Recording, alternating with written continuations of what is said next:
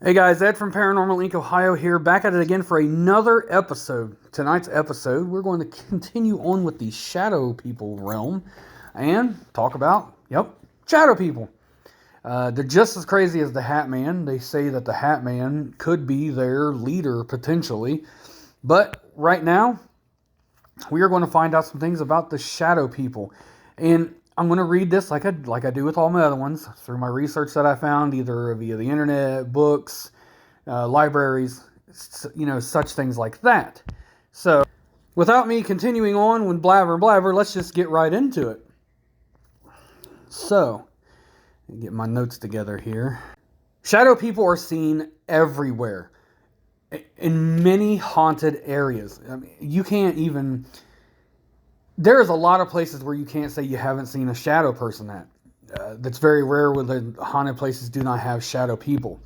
So we're going to go ahead and I'm going to go ahead and tell you about the shadow people. Shadow people, the paranormal phenomenon of shadow persons or shadow men seen just out of sight, in the blink of an eye or lurking in the corner of a room, are becoming an increasingly interesting area of study for many, precisely because we don't quite know what these shadow beings are. There are a huge number of theories, some suggesting that these black shadows are simply ghosts taking on a darker form, while other theories lean more towards the idea that they are time travelers or beings from an interdimensional plane, or even aliens. Maybe the shadow people are all the above, or maybe there's something more sinister. Explanations for what the shadow people actually are differs depending on where you look. But from a scientific perspective, when we see these figures, it is simply our minds filling in the blank spaces and creating something human-like from the shapes that we can see. Another explanation comes from night terrors. Much of the folklore surrounding shadow men centers on the stories of people waking up after feeling pressure on their chest, a heaviness in the air, much like we learned about with the Hat Man yesterday, and a deep fear. When they awaken, that fear continues, as they are completely unable to move and feel they are paralyzed. Often, this is accompanied by sightings of a shadow person sitting on their chest or lurking in the corners of the room. This is the most widely accepted scientific explanation for this phenomenon. But of course, there are many sensories involving shadowy figures that can't be explained away quite so easily. Sorry, guys. It's stuck in my throat there. Have you ever noticed something out of the corner of your eye and not quite been able to tell whether it was a person moving out of your vision or whether it was just a shadow? It may well have been a shadow person. Shadow people are different to spirits and ghosts in that they are dark in color. Shadow is the absence of light, and so facial features, clothes, and other details are generally completely undetectable. These shadowy figures will simply appear in a humanoid form, seemingly made from the shadows themselves. They could be the size of an adult, but you may see them appear as the size of a child. You might see them in the corner of a room, moving through walls, and they may move extremely quickly once you've taken note of them. The shadows may appear solid, or like swirling smoke, and although it's more common to see shadow people at the edges of your vision, you may well be unlucky enough to encounter a shadow person face to face. One thing to take note of, however, shadow people are often described as having glowing red eyes. Here are some of the theories where people think they are ghosts. Although shadow people are often described as ghost shadows or ghost people, the truth is that they seem to behave in an entirely different way to other spirit phenomena. Orbs, ectoplasm, and the likely are rare, ever seen around these shadow ghosts, although they're seen very commonly around areas of ghostly and spiritual activity. It seems that the shadow people are seen alone and act alone, which lends credence to the theories that they may be beings from another interdimensional plane, like aliens, or time travelers, or even something that we're not entirely sure how to define. If they are spirits or ghosts, one theory suggests these shadows represent human spirits that are simply lost on this plane. They don't look the same as other spirits with facial features and clothing that we can recognize, because they haven't yet embraced their state of being. leaving them with an absence of the light that most spirits encounter upon moving onto the next plane after death. This absence of the light means that we see them as shadows. This theory suggests that these shadow ghosts are trapped because they cannot move on. So although they may feel sad and heavy, they are not necessarily an evil or demonic spirit. Another theory. We see them as a shadow simply because of the way our eyes perceive whatever light spectrum that these shadowy figures exist within. Now we're going to move on to where some people think that they are demonic. Another theory for these shadowy persons is that they are in fact demonic in nature, simply due to the dark thoughts, often experienced by those who encounter them. Again, this is often at odds to what you might experience when encountering neutral spirits or other entities. As these kinds of spirits, malevolent and intrusive thoughts tend to be associated with demonic beings. Encounters are often accompanied by feelings of intense dread, and often witnesses to these shadow people do not feel like they are or have been in the presence of a being that was once human. Now we're going to move on to the more in-depth thought of what these things could be, the interdimensional beings. The most popular answer to what are shadow people question tends to lean towards a type of interdimensional being. Aliens is often banded around as an alien. And it's not quite as ludicrous as it sounds. Many people believe that aliens are already here on Earth and are simply disguising themselves. Others believe that aliens are on Earth, but are in a different dimension, and that these shadows are simply the slip between dimensions.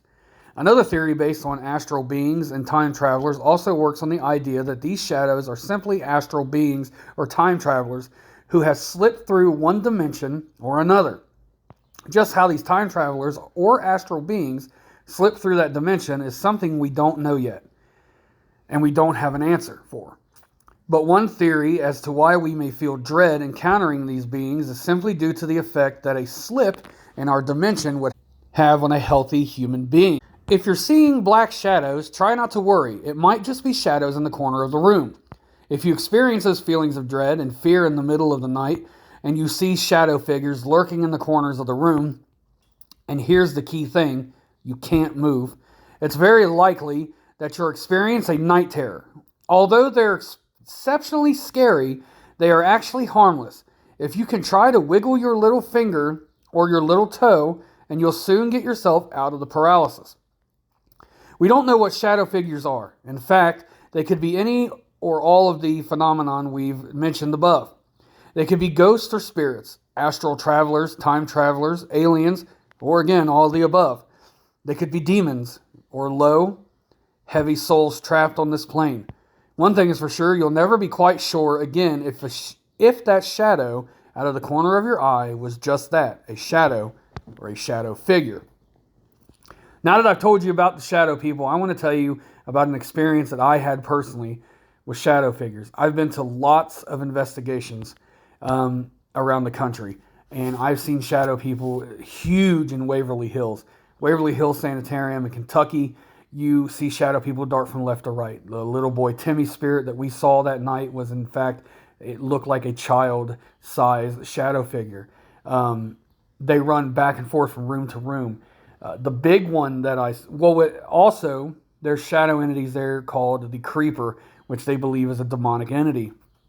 And then there's Big Black, and he's up on I believe it's the 5th floor. It's either the 4th or 5th floor. I believe it's the 4th floor, because that's where the Creeper is.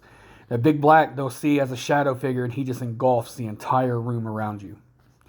I've seen both of them. We've caught the Creeper on camera. We caught Big Black on camera. Also, when I was in Ashmore Estates, one of the scariest things that has happened to me in an investigation, our memory card, which was empty, all of a sudden was full in one of the cameras we had on the 2nd floor. And I went up to there to get the camera. It was a static camera. It was just sitting there, night vision shining down the end of the hall. As I get to the camera, my radio picks up the man that I'm ghost hunting with, or investigating with. Guys, and again, if I say ghost hunting, I have always said ghost hunting. I know a lot of paranormal investigators don't like that term, ghost hunter. I've really ran into some ones that were really nasty about it when I would say ghost hunter. We're not ghost hunters, we're paranormal investigators. I get that. I know that everybody wants to have the right term. But when I say ghost hunt or ghost hunters or ghost hunting, it's just what I've called it. I've done this since 2005. Here it is 2023. And so if I ain't making anybody upset about that, I'm not trying to be purposely making you upset or making you mad. It's just what I've always said. So I'm trying to get better at saying investigations and paranormal investigator, because I know for a fact that I get kind of upset when people call me a Ghostbuster. Yeah, it happens all the time. Hey, you that Ghostbuster. I'm like, yeah, that's me. So, I don't get angry with them or say anything mean or anything. I just let them do what they want to do, but I get where people are coming from. So, okay.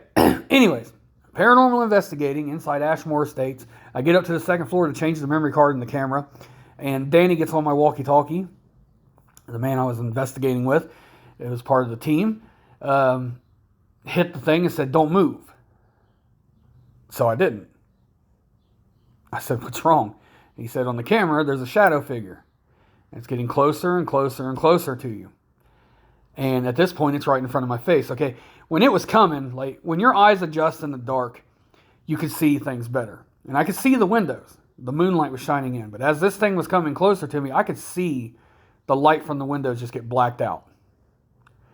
And I'm terrified at this moment. I'm dripping sweat. I'm shaking. I've never, at this point, come up close to anything like this. But I stood there, and as fast as it came, faster it was gone. It just, on the camera, you just seen it just get sucked back into the end of the hall. And that was it. And that was one of the scariest moments in my entire life of paranormal investigating or ghost hunting. It really was. And it terrified me so much that I have not been back to Ashmore Estates yet. And I want to go back, but I'm so terrified to get, like, something wants me to go back. Like, I always have this feeling that I need to go back there. And I'm afraid that whatever that was, that's what it is, trying to get me to come back. So it's compelling. I want to so bad, and I'm probably going to. I'm really trying to get some hunts in the work, or investigations in the work, so I can go. And I really want to go back to Ashmore Estates. The people that own it are just fantastic people, and you get it's a fantastic investigation. That place is so haunted, with evil and good. It's just so haunted. It was one of my absolute favorite hunts to go on. So I hope you guys enjoyed tonight's episode about shadow people. Again, you can always check us out on paranormalincohio.com for all your crystal needs. We sell crystals and sage bundles there. You can also see some old ghost hunts and ghost stories on there, some old lives, new lives. I go live every Thursday and Friday night at 10 p.m. on Facebook. We do live investigations, or I do live podcast episodes or live ghost stories. And you can check the podcast out every day, Monday through Monday, every single day, 10 p.m., except for Thursdays and Fridays. They will be at 8 p.m. You guys can check us out on TikTok and YouTube, Paranormal Inc. Ohio. I'm on Twitter. You can go check out the Twitter if anybody even uses Twitter anymore. You can check that out. And I hope you guys love the episode. I love doing this for you guys. I do. And I cannot tell you how much I appreciate all the love and support that you guys give. And it means the world to me. Now, there's a subscription thing. I know, I'm going to say it. You guys don't have to do it. Whatever you want to do. If you do the subscription, it's $2.99 a month. It helps us get more, equipment. It helps us pay for things like going on investigations. We can actually get out and investigate. It goes for you guys. None of that money goes in my pocket. Absolutely none of it. It all goes for Paranormal Inc. Ohio. So you guys can get the best content that can be given to you guys. So like I said, if you guys decide to do it, awesome. If you guys decide not to do it, awesome. I'm either way with it. But it's there. It's $2.99 a month. If you guys want to, you can subscribe on Spotify to me. And you'll get some behind-the-scenes content. And you'll also get episodes that are not aired on the regular podcast show. So you guys will get that as well. And again, if you guys do, awesome. If you don't, awesome. I love each and every one of you, and I thank you oh so very much, guys. And I hope to see you on the next one, or actually hear me on the next one. We will be tomorrow night, another episode of the podcast, guys. So have a great night, guys. Thank you so much. Bye, everyone.